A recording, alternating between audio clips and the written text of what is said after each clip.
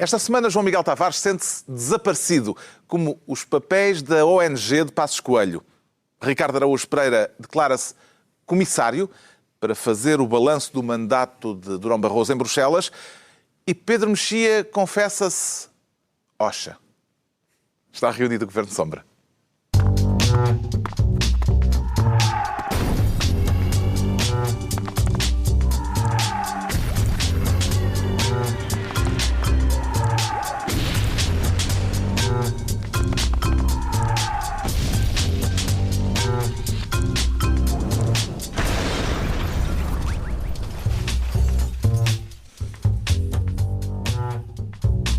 Ora então, viva, sejam bem-vindos. Depois de uma semana em que se falou muito das vantagens e das desvantagens de antecipar as próximas eleições legislativas, vamos debater os prós e os contras, salvo seja, daqui a pouco, nesta reunião do Governo Sombra em que o Pedro Mexia quer criar o Ministério da Catarina. Com sede em Baleizão, Pedro Mexia? Não, um bocadinho mais cosmopolita. Então a Catarina pensava que ias dizer mais é que abaixo. está a Com referir-se. sede no Bois de Boulogne.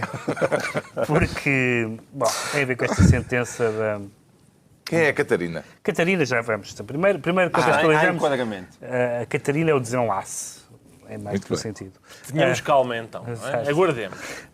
Houve esta sentença, houve a decisão do Supremo Tribunal Administrativo sobre que se referia ao facto de uma pessoa como uma senhora com mais de 50 anos, enfim, a sua sexualidade ser naturalmente menos relevante do que uma pessoa mais nova. E isso... Posso citar a frase textual? Podes, claro. Aos 50 anos, a atividade sexual não tem a importância que assume em idades mais jovens. À medida que a idade avança, a importância do sexo vai diminuindo. Há duas coisas que eu gostava de dizer. E vai daí menos indenização, não é? Essa Já hora. vai contextualizar isso. Uma é oferecer ao coletivo de juízes um livro que está editado em português, aliás, chamado A Vida Sexual de Catherine M., que é Lá uma vem a senhora, Catarina, então. Catherine Mia, que é crítica de arte, escritora, e que já tinha mais de 50 anos e que quer em parques de estacionamento, quer em bosques, quer em viadutos. Nos próprios viadutos. Nos próprios viadutos. Eu não sabia que as infraestruturas rodoviárias também lhe serviam. Convivia fartamente e documentou não só no livro, como fotograficamente, com prefácio do marido, que não estava presente, aliás, E acho que às vezes eram ajuntamentos Ela relata grandes ainda. filas, havia filas sim. significativas. tirava o ticket, etc. Sim, Portanto, um sistema de senhas como no talho. esse livro foi... Catarina, eu tenho o número 25, este senhor passou-me à frente. Essa é a ideia. Esta sentença veio, esta decisão judicial veio no sentido da sentença Tinoco, que há uns anos foi aquela famosa sentença sobre a cotada do macho ibérico, de que enfim, umas senhoras foram violadas, mas não tinham nada que estar a pedir boleia na cotada do macho ibérico. Eu sempre achei que o nome deste juiz era uma referência a uma cena que eu gosto muito da Canção de Lisboa, em que o Vasco Santana destrói um manequim que está na loja e diz o António Silva: ai, a farda do Alferes Tinoco, que é uma das minhas lines favoritas Isto é cinefilia. do cinema Alguém português. A farda do Alferes Tinoco. sabe E o Alferes Tinoco, ou o juiz Tinoco, teve esta decisão. E há duas coisas bizarras. Uma tem a ver com a decisão, tem a ver com o facto de um dos juízes do coletivo, é uma senhora que tem, segundo li, 59 anos. O que se fica na dúvida sobre se isto se trata de uma sentença ou de um desabafo. Que também pode haver essa... A outra foi uma reação. Eu percebo, claro que isto é uma decisão ridícula, este tipo de considerações são grotescas a vários títulos, factual e não só em termos factuais, como em termos de ser totalmente inapropriado fazer considerações daquele género numa sentença. Mas algumas das reações à sentença também não foram muito melhores. Quando se falou, por exemplo, de que a pessoa com mais de 50 anos ainda pode exercer esse direito. A ideia de exercer a sexualidade como um exercício de um direito, como se fosse votar ou receber a pensão de invalidez. Há quem se abstenha. E há quem se abstenha, há quem vote em branco, mas é um tipo de formulação. O que existe é uma coisa diferente, que é a liberdade, e felizmente que existe liberdade. Não existe provavelmente um direito à sexualidade, senão a pessoa podia chegar a uma repartição e dizia: boa tarde, já é dia 15, então reclamar. Quer dizer, um funcionário. portanto, não é exatamente isso que se trata. Mas a mim faz muita impressão o tipo de divagações e de digressões, mais ou menos de café, que os juízes fazem nas sentenças, porque não se baseia nem na apreciação da matéria de facto pertinente, nem propriamente nem evidências científicas comprovadas. É conversa de café. E em matérias como estas é um bocadinho escandaloso. O que é que terá levado os doutos juízes a produzirem esta sentença, Ricardo Araújo Pereira? Carlos, os doutos, em primeiro lugar, eu acho que é o facto da senhora ser uma senhora, ser mesmo proprietária de um útero, porque vinha... Isso a gente desconfia logo assim que vê a sentença. E depois, pelos vistos, confirma-se porque vinha um artigo no Diário de Notícias, agora recentemente, de um senhor que fazia uma lista de indemnizações atribuídas a pessoas nas mesmas circunstâncias, só que do sexo masculino. Yep. E ninguém aí disse que se calhar a partir dos 50... Outros, é? Sem outros. A partir dos 50, se calhar, o sexo já não era menos importante. Agora aqui, uma vez que se trata daquilo a que certamente este coletivo designa por uma gaja, o que é que interessa, não é? A sexualidade é mais para... Aliás, isso vem escrito no acórdão. A senhora já tem 2 filhos. Já está. Então, mas para quê mais? Mesmo outro tipo de coisa, sei lá, comer arroz doce. Qualquer coisa que lhe dê prazer, em princípio, não vale a pena, acho eu. Agora, eu fico surpreendido com como é que gente que, enfim, que teve que se licenciar em Direito, não é? Para ser juiz, acho eu, não é? Geralmente é o caminho. Sim. Tem preferência, dá preferência. Ninguém diria, tendo em conta isto que estamos a ver, mas estes senhores tiveram que fazer estudos superiores, sim. Qualquer adolescente com uma ligação à internet conhece, por exemplo, o acrónimo MILF. E sabe, por isso, que a partir dos 50, não só a libido e a sexualidade continua viva, como merece ser acarinhada. E, portanto, isto... o Pedro quer oferecer o livro, eu vou oferecer durante um ano uma assinatura do site milfhunter.com de que te falaram? De que me falaram, nunca. Que eu recomendo ao Supremo Tribunal Administrativo para que... E se calhar um medidor de concupiscência. Chega uma queixosa, eles aplicam-lhe o termómetro, enfim, lá arranjarão maneira de medir, e vem um nível de concupiscência muito elevado. Não, esta senhora merece então a indemnização. Se em termos de concupiscência é baixinho, dá a sua vida. E a explicação do João Miguel Tavares para uma decisão destas? Não, o Daniel Oliveira escreveu um artigo no Expresso Online, tinha um título muito engraçado, que é que não se aprecia a cópula na cúpula da nossa justiça. Mas atenção, tu estás a citar o Daniel Oliveira no Expresso, não no Eixo do Mal. Não. Ele está muito fraquinhamente. Parece melhor. Mas é isso, quer dizer, quando nós lemos é isso, quer dizer, que não se competitivo. Uma vez tivemos o Daniel e eu tivemos a medir instrumentos. Em público, qual dos nossos programas é que era realmente superior. E chegaram a alguma conclusão? Como é evidente, não. Bom, mas eu acho que há 2 aspectos. Em primeiro lugar, a senhora vê a sua indemnização reduzida em 60 mil euros por causa de tudo aquilo que a gente aqui já descreveu. Em segundo lugar, existe uma preocupação óbvia, de facto, pela libido dos juízes, porque o que o Pedro Mexia estava a dizer é verdade, quer dizer, aquilo tem que estar entre a sentença e o desabafo. Ou seja, nós temos que lamentar, portanto, aqui alguma solidariedade com aqueles juízes pelo estado da sua vida sexual. Porque se eles tivessem uma vida sexual realmente divertida e ativa, não lhes passaria pela cabeça dizer uma coisa dessas. Portanto, assim está a nossa justiça. Não só é lenta, como, pelos vistos, se pina bastante mal.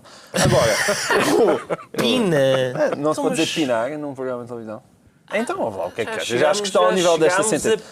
Mas a pina manica. Mas há um outro aspecto que não foi aqui abordado pelos meus excelsos colegas e de outros colegas, que é, vocês sabem quando é que isto aconteceu? Em 1995. Em 1995. A senhora está à espera de uma decisão há 19 anos. Ela tinha 50 euros na altura, 50 anos na altura, agora tem 70. É de facto, se a justiça... Agora aplica-se, talvez, provavelmente, não é? Se calhar era isso. Se calhar a justiça estava a dar um descontinho e pensou, bom, o que quando a senhora diz é quando acabar o recurso, quando acabar os recursos e não sei o quê, já não vale a pena. Mesmo assim contesto, porque eu chamo ali o acrónimo GILF. Interção, também há. Exato. Também há. Eu acho muito bem, eu acho bem. Não, mas nem era por isso, não é? Que as pessoas aos 70 anos não possam ter uma vida sexual efusiva. É que daqui nada disto não se aplica por motivos de falecimento. Aí, de facto, depois de estar falecido, que geralmente... Está também existe. Também existe. Exatamente, não. Também existe. Okay. Não, também há quem goste, um período... E a vida para além da vida? Eu queria só fazer um... É que quem deu a notícia foi o Correio da Manhã. E a notícia tinha uma imprecisão. Dizia lá, a senhora, além de ter, enfim, ficado com várias complicações de saúde, como incontinência, etc., dizia o Correio da Manhã, ficou impossibilitada de ter relações sexuais com o marido, o que é falso. A senhora ficou impossibilitada de ter relações sexuais com toda a gente.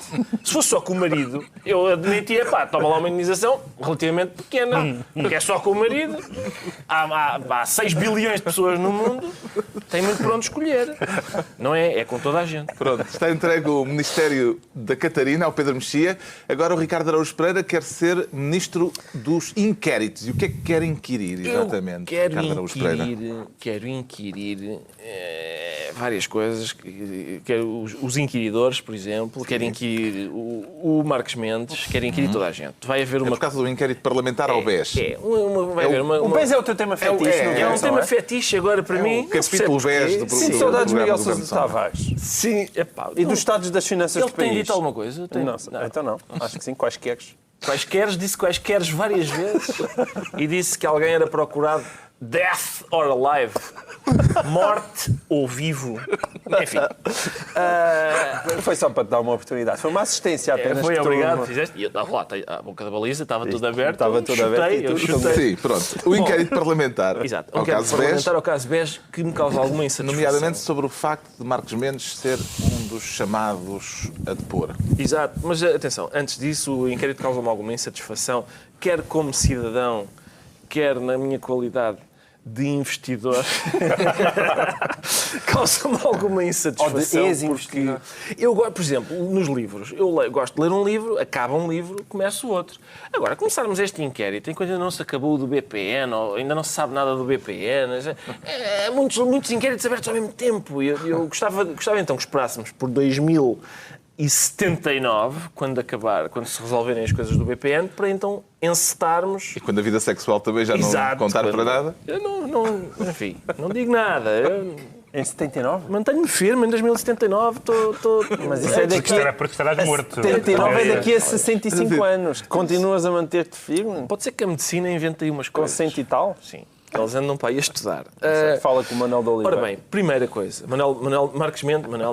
Marcos Mendes foi um dos intimados a ser inquirido. Não O sei que se está em causa é perceber como é que ele sabia teve antes. informações e as transmitiu em público, na rubrica que tem na SIC, antes delas terem sido anunciadas. Em primeiro lugar, eu acho que Marcos Mendes devia ir a todas as comissões de inquérito, porque ele normalmente sabe tudo sobre várias coisas. Isso é pôr em causa o modo de vida dele, porque essa é a função dele como comentador. Sim, claro. E aquilo que o distingue como comentador, assim como o que distingue Marcelo Rebelo de Sousa como comentador é trazer o cascol da seleção nos dias de jogo, o que distingue Marcos Mendes como comentador é ter scoops, é ter coisas O problema é que, havendo informação privilegiada que não está no círculo restrito de quem decide, provavelmente não foi só Marcos Mendes a saber. A expressão informação privilegiada, que é um elogio em jornalismo, não é um elogio no mundo dos bancos e financeiro. E houve gente a fazer muito dinheiro tirando o dinheiro a tempo, salvando. E outra gente a perder algum. Mas aconteceu isso? Parece-me que sim. Eu gostava de ter... Há gente escaldada? Acho que há. O meu plano era, para já, portanto, em primeiro lugar, Marcos Mendes em todas as comissões, seja sobre o que for, ele deve ter informações sobre tudo e dá a sensação de ter. Segundo, eu quero o telefone dele. Porque eu gostava muito também de saber um bocadinho antes, ter-me dado jeito, saber um bocadinho antes o que é que se está a passar. Que tipo de aldrabice. É isto. É isto. Marcos Mendes poderá invocar aquele direito de proteção das fontes que os jornalistas têm direito a invocar? Essa é uma ótima questão. É uma ótima questão, de facto. Ele não é jornalista e como tal, acho que esse sigilo profissional não pode invocar. Poderia aquilo é uma invocá-lo como rubrica- advogado, mas também como advogado. Sim, mas isso não... No jornal... Não, eu acho que jornal mas ele televisivo? precisaria ter carteira. Não, isso sem carteira não funciona assim. Esta Sem comissão de carteira inquérito não vai funciona. ser muito instrutiva, porque vai falar quase toda a gente, porque é um problema com ramificações em quase tudo, porque vai um senhor depor, que tem a oportunidade de depor, deve, enfim, uma vez que pagou 3 milhões de euros para poder continuar à solta, e por isso deve ter vontade de depor, não é? Uma pessoa que tem essa moral liberdade, em princípio, deve ter coisas para dizer. E isso vai ser interessante. Não, mas vai ser. Esta comissão vai ser mesmo muito interessante. Dificilmente pode ser tratada como uma comissão normal. A do BPN já não foi. Justamente. E só espero que, pelo menos, tenha a mesma seriedade e a mesma vontade de apurar os factos que teve a do BPN. Aparentemente o Governo estará a colaborar com isso e as pessoas que estão a ser chamadas, até porque o Governo tem a sua posição a defender. Sabes que vão ser chamados mais de meia centena de depoentes. Quer dizer que, Pedro Mexia, isto vai-se arrastar. Se o BPN demorou mais de 2 anos, provavelmente... Mas o BPN, justamente como o João Miguel disse, o também vai BPN demorar. é um bom exemplo. Não o BPN, mas a comissão. Ou seja, a comissão de inquérito ao BPN foi um dos primeiros casos, assim, num assunto significativo de que eu me lembro, em que não só houve novidades, como houve um grande empenho da parte dos deputados, empenho visível num assunto de importância maior. E, de facto, o que foi um pouco melancólico em relação à comissão de inquérito do BPN é que, a certa altura, parecia que as comissões de inquérito, ou que aquela, pelo menos, estava a fazer, às vezes, da justiça. Pois, exato. Sendo que não tem poder para encarcerar as pessoas que merecem ser encarceradas. Não tem poder para encarcerar, mas tem poder para pôr na discussão pública certos elementos do processo, como pôs. Houve, aliás, deputados que se notabilizaram nessa comissão. E eu acho que esta comissão, ao contrário de outras que só têm desprestigiado a instituição parlamentar, como é o caso da Comissão de Camarata, é uma Do submarino. E a dos submarinos, está mais etc., próximo. não é? É uma comissão de inquérito que pode trazer informações, Eu visto que... receio muito a contaminação submarina. Confesso. Sim, Vamos aguardar. É possível. Temos então o Ricardo Araújo Pereira, Ministro dos Inquéritos, por esta semana, e vamos ter o João Miguel Tavares como Ministro do Mal-Estar. Que indisposição é que pretende tutelar, João Miguel Tavares? É uma indisposição ao nível coligativo. É essa indisposição. Porque... Parece-lhe que o desentendimento entre PSD e CDS, eu acho que mesmo com jornadas parlamentares em conjunto... Sim. Jornadas parlamentares em conjunto, neste momento, parece mais É uma psicoterapia do que política. E eu tenho muitas dúvidas. Mas é um qual arrufo de resultado. namorados ou é Não. uma crise de Não matrimónio acho. à beira Não do divórcio? Acho que é claramente à beira do divórcio e que só não está a dar divórcio porque a família, que são os portugueses que votam, pareceria-lhes ia se calhar muito mal. Mas o nível de desgraça que está a acontecer é bastante elevado. Ninguém se vai outra vez. O problema é que o Paulo Portas gastou já o trunfo do irrevogável, portanto, hoje em dia ele está realmente preso àquilo, não pode fazer outra vez aquela encenação. Mas, por um lado, aquilo que aconteceu na educação foi muito grave, continua a acontecer, portanto, este início de ano letivo foi uma tragédia.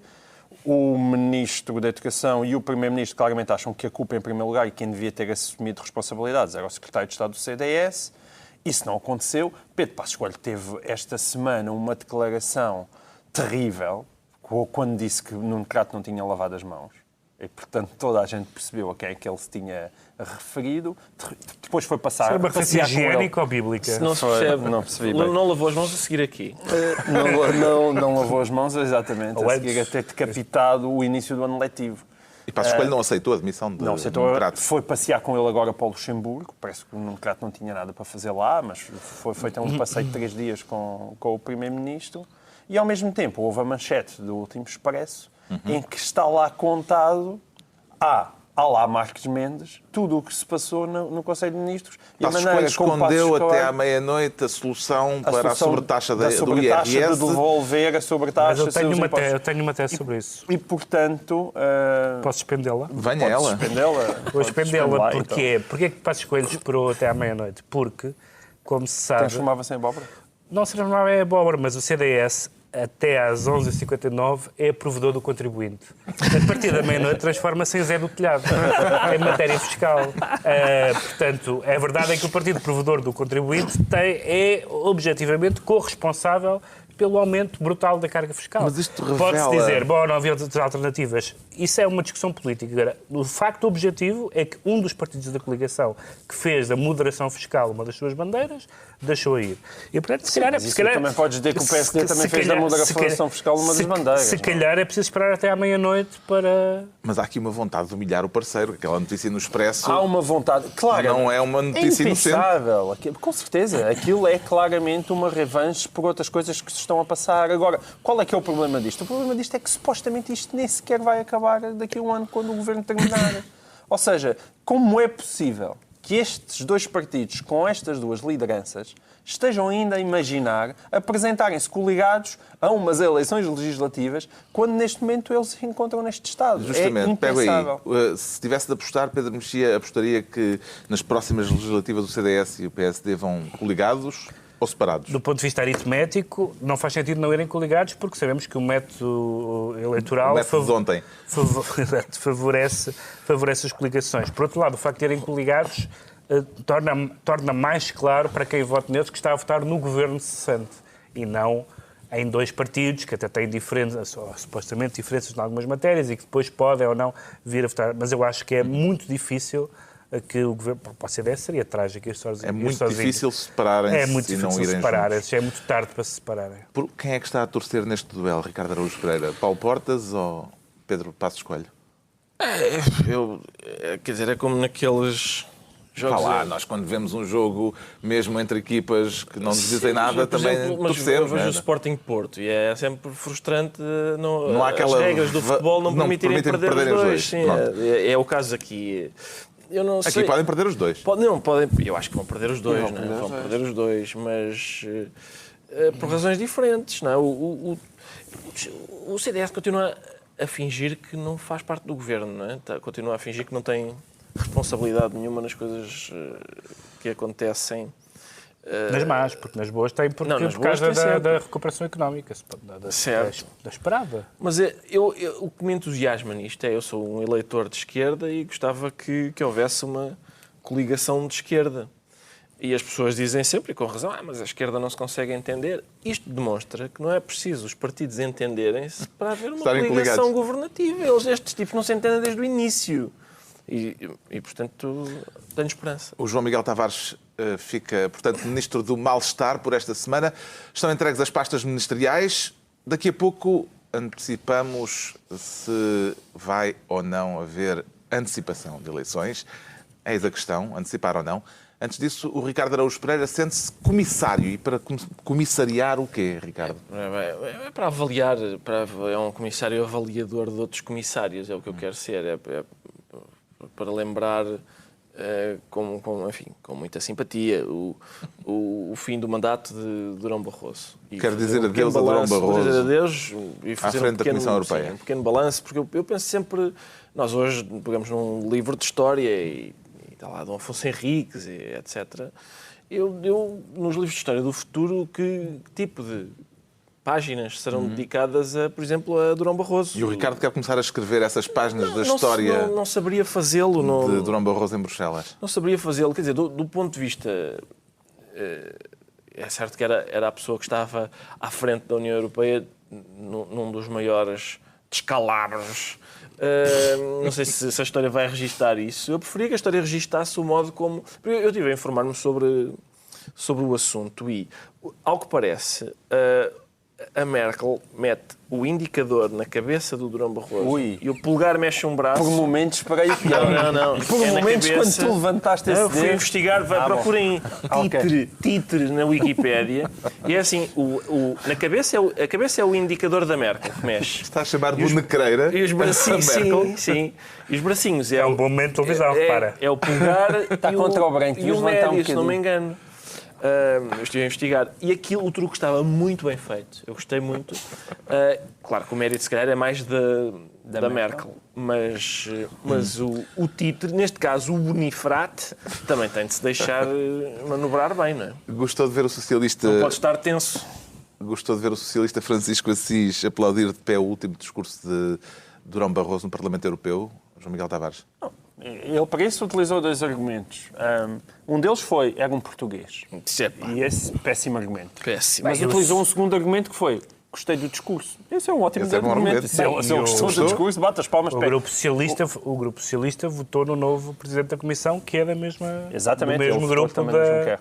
Mas a questão é, Durão Barroso. a verdade é que o discurso de Durão Barroso dizia coisas como: deixo a União Europeia melhor do que antes e que a Europa está unida, aberta e forte. Portanto, podemos discutir realmente como é que uma coisa que diz isto pode ser efetivamente um bom discurso. O que é que lhe parece que resultará mais saliente destes 2 mandatos de Durão Barroso em Bruxelas?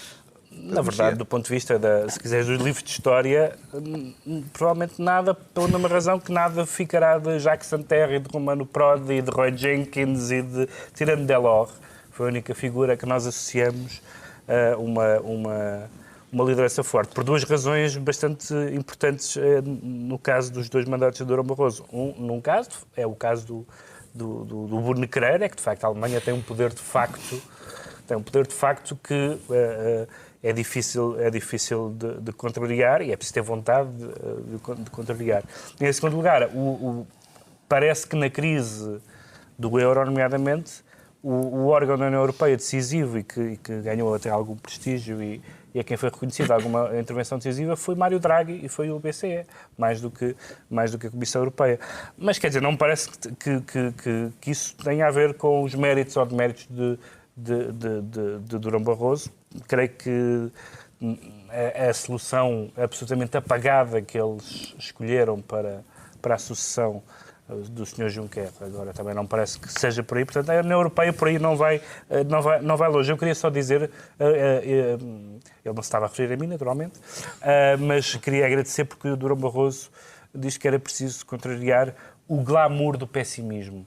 E eu nunca me tinham acusado de ser glamouroso. É a primeira vez na história, aos 41 anos, e eu queria agradecer essa acusação de glamour, porque eu sou glamourosamente pessimista em matéria europeia. Espera aí, é só aplaudir. És português.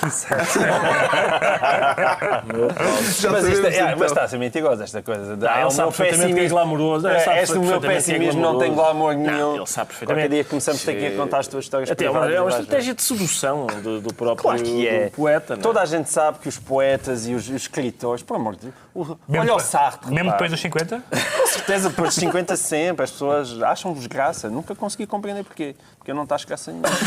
Mas Já sabemos, Vamos avançar. sabemos porque é que o Ricardo Araújo Pereira se declara esta semana comissário. O João Miguel Tavares vai agora explicar-nos o que o faz sentir-se desaparecido. Anda atormentado com questões existenciais? João Miguel Não, Tavares? isso queria fazer de mim um glamouroso pessimista. Pois. Não. Isso seria concorrência desleal ao Pedro Mexia. O que é que desapareceu, afinal, Não então? pensa... Papéis. Em Portugal, nós não conseguimos fazer desaparecer nada das coisas que interessam. Tipo, a dívida, o déficit, é tudo muito difícil de desaparecer. Mas os papéis desaparecem com uma facilidade surpreendente. Os papéis daquela ONG para onde Passos Assistimos ao Coelho inquérito dos trabalhou à submarinos. borla. Exatamente. Assistimos aos submarinos. Desapareceram papéis também. Desapareceram papéis. Apesar de tudo aquilo que Desapareceram, mas há Portas fotocópias, fotocopiou, parece que... apesar de tudo o que Paulo Portas fotocopiou, desapareceram papéis importantes. Chatice. E aqui, os jornalistas andam ainda atrás do caso Tecnoform e, sobretudo, saber o que é que... Não se pode dizer Tecnoform que eles processam. Eles processam. É? Está bem, mas o governo de São Bento nunca teve nenhum processo até hoje, então Pois, seria um grande mérito logo. Eu ando a ressacado de processos, já não tenho há muito tempo. E fiquei triste, a Tecnoform processou uma data de gente, até um ministro. makers, eu fiquei Pacheco fora. Pereira, o ministro Pacheco que é que Pereira, disse? Clara Ferreira Alves. O que é que o ministro disse de...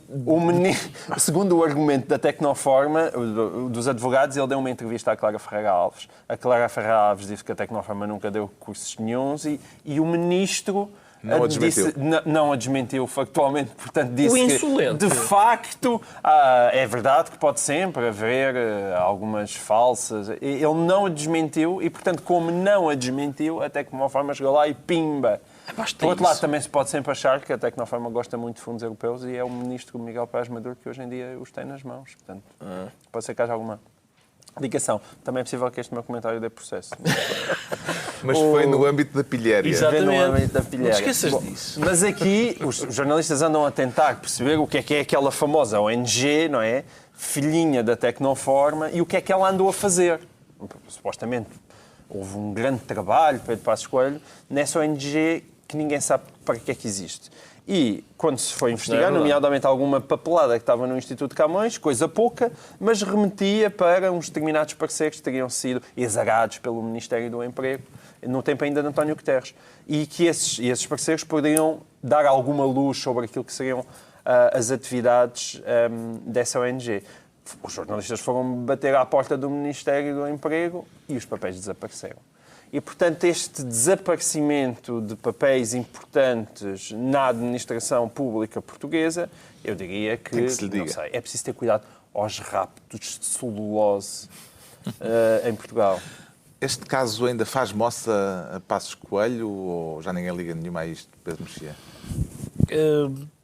Tem havido casos que afetam mais a vida das pessoas e, por isso, esses têm tido uma maior relevância e tocam mais diretamente no dia-a-dia. Mas alguma coisa faz moça em Portugal ainda. Vamos supor que o Passos Coelho está a discursar num comício e mete a mão no bolso de uma velha para lhe tirar a pensão do bolso.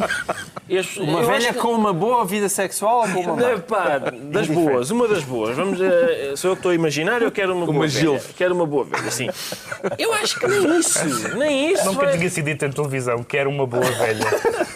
Nunca tinha sido dito.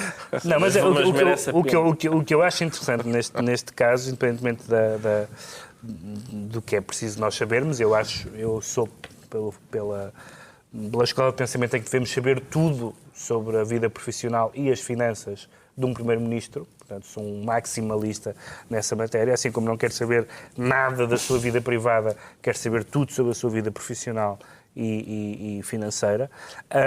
Mas nós... Até porque a vida financeira muitas vezes é mais obscena que a vida privada, não é? Mas esta coisa... frequentemente. Mas isto das ONGs, eu de vez em quando há evidentemente ONGs muito respeitáveis e muitas ONGs que são... que têm fama mundial, algumas humanitárias, etc. Mas há umas ONGs que a gente lê o nome delas e as atribuições dela. É como as e fundações, os órgãos não é? sociais são, digamos, são organizações de nenhum gabarito. É o acrónimo. Porque são claramente, muitas delas, não estou a dizer que seja o caso, não conheço, nunca tinha ouvido falar, mas percebe-se quando é sobre áreas bastante nebulosas, e não há área mais nebulosa que a lusofonia e que a cooperação e não sei o que mais. E a formação. E a formação, exatamente. Portanto, é uma conjugação de atribuições pouco específicas que nos deixam de pé atrás. Fica esse acrónimo, Organizações de Nenhum Gabarito. Organizações de nenhum gabarito. Tomai nota. Pois. Tem algum palpite sobre onde podem andar estes papéis, Ricardo Araújo Pereira? Não os tens lá na garagem, não? Não os tenho, não sei o que os tenho. Toda a gente guarda os seus, não é? A gente tem que guardar lá a papelada. É uma chatice, pá, guardar a papelada da contabilidade. O que eu quero perceber é o seguinte. Eu espero, sinceramente, que isto sejam só papéis que têm a ver com a contabilidade e com contratos. Eu espero que não se tenham perdido, juntamente com esses documentos, os planos daquele curso de costura que esta ONG ministrou a 23 senhoras na Damaia. Porque me pareceu que era um projeto com pernas para andar. E com o beneplácito do teu amigo Isaltino. Pois foi. Espera aí, deixa eu ver se ele Está na visão desta Já semana. tem, já. Ainda não está. Tens alguma coisa pendente? Não, eu tenho coisas pendentes. Então pronto, então avancemos. Não. Avancemos. Não, foi bem feito. Aposto que este projeto mudou a vida destas senhoras. E agora sabem fazer bainhas como nunca. Era isso? Era Isso. Pronto, está explicado o que leva o João Miguel Tavares a dizer-se desaparecido, embora afinal não se trate realmente dele, trata-se da papelada. Agora, vamos saber porque é que o Pedro Mexia se sente Oxa. Oxa como o Enver. Como o Enver. Não sei se há outros já, não sei se há outros Oxas que se tenham no Está assim uma camada de espectadores abaixo dos, não sei, 40 anos. 50 anos 70 e com uma má vida sexual que não sabem nem quem é o Enver nem o Osha. Porque não se ouve muito falar em Oxas. Que é a mesma pessoa. Tem a ver com esta... Se calhar Oxa é a Silva lá no sítio, não é? Exatamente. Não parece. Não se ouve falar em muitos Oxas. Quantos Oxas? Tens muitos Oxas. Quantos Oxas Quantas conheces? vezes é que nós ouvimos falar de albaneses? Não, na seleção da Albânia, ainda agora tiveram cá e não havia um único Oxa. Um único Oxa? Acho que não havia Oxas nenhuns. Pô, mas porquê é que eu me sinto Oxa? Porque, Oxa É uma foi... pequena homenagem à Albânia. Evidentemente, de outros tempos. o líder albanês do período glorioso da Albânia. Era muito admirado por... Pronto. Há uns anos, o Luís Fazenda teve, de facto, uma grande ideia, que foi reunir as várias fações da esquerda não parlamentar, fações que, desde 1936, particularmente em 1936, se fuzilavam com grande amizade, e decidiu reuni-las num magnífico restaurante lisboeta, aliás, que nós também frequentamos. Product placement. Mas não disse o nome, portanto não chegou a ver placement. Vão googlar. E teve essa ideia de juntar essas várias fações, o PSR, a UDP, ex-comunistas, a Política 21, etc. E essa coligação um pouco... Esse almoço? Exatamente. Essa coligação um pouco imprevisível durou bastante bem, resultou bastante bem, sobretudo porque eles acertadamente apostaram, entre outras coisas formais, digamos assim, da combatividade parlamentar, apostaram muito em temas de costumes que, de facto, todos eles, ou quase todos eles, ou vingaram ou fizeram o seu caminho, alguns deles porque foram recuperados pelo PS, etc. Fora disso, o Bloco não tem muito para apresentar, isto é, não há ninguém que acorde a querer sair da NATO, portanto, não é um assunto que motive muito os portugueses, e as políticas do Bloco, a política económica e social não se distingue muito, em geral, da do PC, portanto, não há nenhuma razão para ser do Bloco e não ser PC, uma vez descontadas as questões de costumes. O que está em causa agora é a convenção do Bloco, em que vai haver uma eleição da nova direção e, pela primeira vez, vai haver uma separação de águas claras. Houve três momentos. Houve um momento, até quatro. Houve um momento da saída de Francisco Louçã, que privou o Bloco do seu líder mais carismático. Houve um momento que se seguiu da liderança bicéfala, que para muitas pessoas, e acho que para nós dos quatro, não tem claramente funcionado, nem podia. Houve a saída de figuras... o Rui Tavares era independente, mas que saiu como eurodeputado, o Daniel Oliveira, a Ana Drago, etc. A votação do LIVRE em Lisboa, nomeadamente, que ficou à frente do Bloco, não é? Em Lisboa, na cidade de Lisboa. Na cidade de Lisboa. Na cidade ou em... Na cidade, no centro só. Sim. E, portanto, isso tudo foram acontecimentos que foram desgastando o Bloco. E agora, o que é que se anuncia? Anuncia-se que e já há votos contados, já há espingardas contadas, e claramente a facção da UDP é a facção que tem mais força dentro do partido, que é, digamos, a UDP, digamos, sempre foi a facção não lux a facção não lux do Bloco de Esquerda, ou seja, não é a facção com aquela patine universitária, intelectual, cosmopolita. Tem a ver com uma esquerda albanesa. Que já não é bem albanesa, já não é sério dizer que são albaneses. Sim, mas é mais pura e dura, digamos. Não, é mais pura e dura no sentido que é claramente, e isso é que é a parte mais importante, independentemente de querelas de nomenclatura, nós temos a certeza que se a UDP, ou a facção da UDP, ganhar o partido, o Bloco de Esquerda não será parceiro de nenhuma coligação, de nenhuma solução à esquerda. E, portanto, os eleitores de esquerda, nomeadamente aqueles descontentes que votaram no LIVRE, ou outros que, à esquerda do PS, gostavam de ter uma esquerda governativa, não é com a UDP que vão lá. O que é que lhe parece que está em jogo nesta disputa interna do Bloco de Esquerda, brevemente, João Miguel Tavares? Eu acho que está em jogo muito pouco, porque eu não vejo de que forma o Bloco vai conseguir sair da camisa em que se afiou. A partir do momento que digamos assim, as pessoas mais jovens, mas também muito ativas, tanto em termos de comunicação social, como, de facto, com uma energia e uma cabeça mais arejada, seja o Rui Tavares, Daniel Oliveira, eu acho que sobretudo a Ana Drago. A Ana Drago é uma figura pública que as pessoas veem realmente com agrado. E vamos ver... Tinha que haver risinhos. Eu estava a ter aqui uma abordagem tão séria quando eu digo que os portugueses vêm com... Já viste como tu és, Ricardo, vou esperar. Ainda por cima isto devia te interessar, percebes? Porque é a tua área eleitoral. Mas há áreas que tu ainda te interessam mais do que as eleitorais. Pronto, mas percebemos o ponto. Mas percebemos o ponto.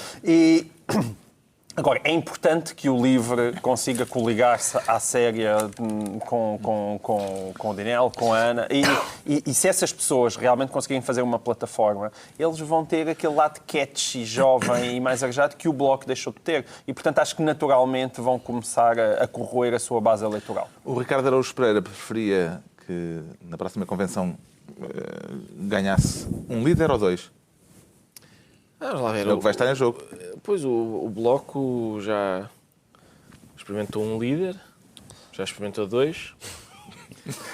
Queres ir para triunvirato? Eu temo um triunvirato para consolar todas as... É uma coisa pouco de esquerda. Mas para consolar... Só um bocadinho a troika, não é? Consolar todos os braços, todas as fações. Outra hipótese é... Já houve um, já houve dois. Uma hipótese é 3. Outra hipótese é 0. Que ficava parecida com esta dos dois. Foi uma barafunda tal que parecia que ninguém mandava ali, toda a gente saía, agora olha o outro. Por acaso eu acho essa análise. Fugiu eu não acho que ele tenha funcionado assim tão mal. Toda a gente foi embora. Mas é uma ilusão normal do Bloco. Eu acho que eles os dois, dentro do possível, até se articularam relativamente bem. Bom, ficou esclarecida a tendência oxa do Pedro Mexia. Agora, um dos debates da semana, mas com pouco tempo para ele, eleições antecipadas, sim ou não, João Miguel Tavares? Politicamente, sim. Juridicamente, é um não. E como quem escolhe já disse que não... não... O que é mais relevante? A política ou... Então, supostamente, o Sr. Primeiro-Ministro vem invocar a Constituição. Aí, nesse caso, com uma certa piada. Dizer, então, quem tem tanto respeito pela Constituição? A Constituição diz para nós fazermos as eleições entre finais de setembro e meados de outubro. Os defensores da antecipação alegam que o próximo governo poderia, se houvesse antecipação das eleições, preparar um orçamento para 2016 com mais tempo. Este governo, quer dizer, está factualmente a cair de podre. Isto agora, nós vamos ter o país parado até às próximas eleições. E não tenho a menor dúvida disso. Acho péssimo, como quando o PS ganhar as eleições, ele agora ter que gerir um orçamento que foi deixado pelo PSD e CDS-PP. E, portanto, se fosse o bem do país que movesse as intenções de Passos Coelho, evidentemente que o bem do país... um momento Américo Tomás. O bem do país faria com que as eleições fossem antes do verão. É possível óbvio. Agora não vai acontecer. Mas o João Miguel tem razão num ponto, que é possível que, como o orçamento é deixado pelo PSD e CDS, se calhar depois o PS vai ter de fazer um retificativo, que é uma coisa tão disruptiva, não é? Não, sabes o que é que o PS vai fazer? Pode aproveitar o orçamento que fica feito como uma desculpa também de, mais uma vez, não assumir claramente as suas políticas e dizer assim, está aqui este orçamento e, de facto, isto agora... Passos Coelho falou esta semana daqueles que olham agora golosamente para as eleições. Foi o advérbio, golosamente. Estava a referir-se a António Costa, talvez? Há uma certa... Mais alguém? Há pessoas do PSD que se queixam que Pedro Passos Coelho olha para as eleições com fastio, com enfado. Preferiam Lula. E, portanto, eu acho que, em princípio, os mandatos devem ser cumpridos. A contestação ao governo tem tido casos bastante graves, como este da educação, etc. Mas já houve momentos de contestação até maior. Mas a questão aí não é essa. Até maior do que a questão não é na legitimidade. A questão do orçamento é a única questão que pode ter alguma relevância. Como é que Cavaco Silva vai descalçar esta bota, Ricardo Araújo Pereira? Sonhamente, dá-me ideia. Quer dizer, normalmente é o método dele. É o método dele, não é? Descalça uma bota sonsamento, não sei. enfim, ele é pelo regular funcionamento das instituições e, portanto, creio que vai até ao fim manter o governo e as instituições estão todas a funcionar tão bem, a educação não vai haver eleições antecipadas. Não, mas atenção, eu quero dizer aqui uma coisa, não sei se agora anunciar aqui se é polémico. Eu sou a favor de eleições antecipadas para 2012. Uma vez que já é impossível. Então deixa-os fazer quando quiser. Pronto, vamos ver o que seguirá no capítulo eleitoral. Já estamos no tempo dos decretos e o Pedro Mexia decreta socialismo dos banqueiros. Sim, porque o primeiro-ministro francês Manuel Valls deu uma entrevista em que dizia que o Partido Socialista tem que deixar de ser sectário, passadista, ideológico e tem que ser moderno, reformista e pragmático, ou seja, liberal. É a tradução no dicionário. E disse que a certa altura que é contestado, porque uma das pessoas escolhidas, um determinado político do Partido Socialista francês, é banqueiro. Ele, qual é o problema de um socialista ser banqueiro? Esta frase já tinha sido tirada, depois de tirar o socialismo da gaveta, agora tirou-se o socialismo do logotipo. É o que o Manuel Valls quer fazer, quer deixar mesmo a palavra socialista, e é bastante interessante esta história que nós vimos em país, em trás de país, com Blair, com Renzi, com praticamente todos os líderes, com a inflação agora em França. E, de facto, é a história do socialismo europeu que é bastante melancólica para os socialistas, imagino eu. O João Miguel Tavares decreta salvaguardas. Decreta salvaguardas. Não, porque, quer dizer, é impressionante a quantidade, de facto, das neiras que o Governo acumulou neste final de ano.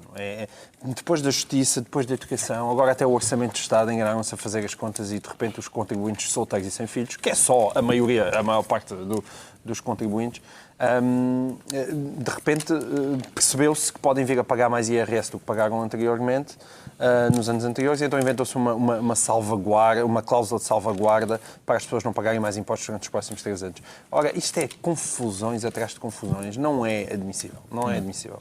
Finalmente, o Ricardo Araújo Pereira decreta... Adquiram isto. É um livro de Mário de Carvalho. Saiu no dia em que estamos a gravar. Chama-se Quem Disser o Contrário é Porque Tem Razão. Eu sou sempre um leitor entusiasmado do Mário de Carvalho. E desta vez... Há aqueles que vão para a fila, sim, fazer fila por causa do novo... Do Harry Potter e do iPad. Do iPad eu não, eu é o Mário de Carvalho. E este livro é um manual de escrita de ficção e isso é interessante por várias razões. Primeira, porque é um autor como o Mário de Carvalho a falar do seu ofício. Segunda, porque em Portugal há muito pouca esta tradição dos autores falarem sobre o seu ofício e há até uma espécie de... nos preso por... É a musa, não é? Sim, mas depois o que interessa é a musa, é uma inspiração divina.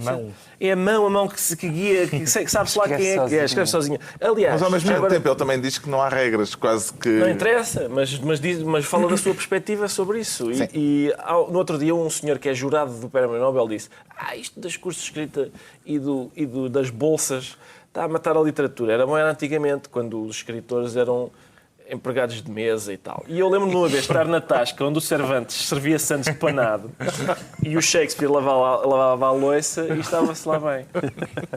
Pronto, está concluída a análise de mais uma semana de vida pública, de 2 a 8 dias. Aqui, à mesma hora, novo Governo de Sombra, Pedro Mexia, João Miguel Tavares e Ricardo Araújo Pereira.